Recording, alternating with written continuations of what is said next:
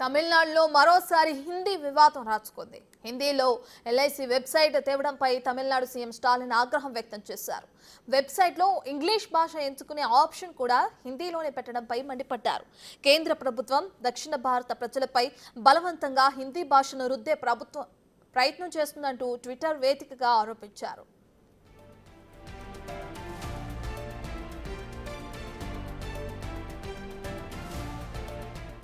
భారతీయులందరి సహకారంతోనే LIC అభివృద్ధి చెందిందని, అలాంటి సంస్థ వెబ్సైట్లో ప్రాంతీయ భాషలను తొలగించడం అన్యాయమన్నారు. హిందీని బలవంతంగా రుద్దే ప్రయత్నం ఆపాలన్నారు. ఈ భాషా దౌర్జన్యాన్ని ఆపాలని డిమాండ్ చేశారు.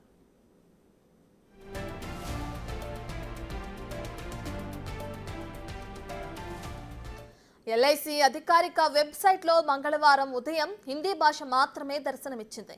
అందులో లాంగ్వేజ్ మార్చుకునే ఆప్షన్ కూడా పనిచేయకపోవడం ఈ వివాదానికి దారితీసింది. స్టాలిన్ ట్వీట్కి స్పందించిన ఎల్ఐసి సంస్థ తమిళనాడు ప్రజలకు కలిగిన అసౌకర్యానికి క్షమాపణలు చెప్పింది. సాంకేతిక లోపం కారణంగా ఈ సమస్య తలెత్తిందని వివరణ ఇచ్చింది. సమస్య పరిష్కారమైందని, అన్ని భాషల్లో వెబ్సైట్ అందుబాటులో ఉందని తెలిపింది.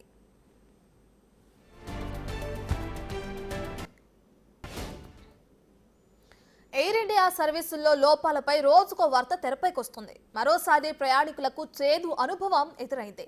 థాయిలాండ్ నుంచి ఢిల్లీకి బయలుదేరిన విమానం 50 గంటలైనా అక్కడే ఉండిపోయింది. విమానంలో పలుమార్లు సాంకేతిక లోపం తలెత్తడంతో 2-3 గంటల్లో ఢిల్లీకి రావాల్సిన 100 మంది ప్రయాణికులు థాయిలాండ్లోనే ఉండిపోయారు.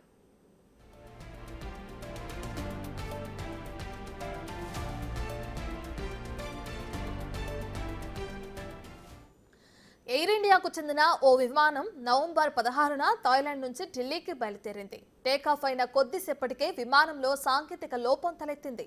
అలా గంట కాదు, 2 గంటలు కాదు, ఏకంగా 80 గంటలు ప్రయాణికులు విమానంలోనే చిక్కుకుపోయారు. ఘటనపై సోషల్ మీడియా వేదికగా ఎయిర్ ఇండియాపై తమ అసహనాన్ని వ్యక్తం చేశారు.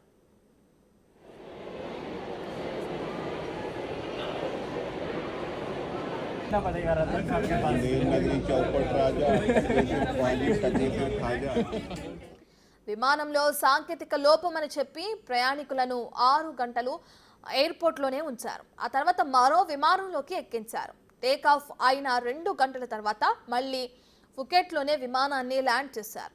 కొంతమందిని వారి గమ్యస్థానాలకు చేర్చేందుకు సిద్ధం చేస్తున్నామని, మరో 40 మంది ఫుకెట్లోనే ఉండిపోయారని ఎయిర్లైన్ సంస్థ తెలిపింది. हाँ जी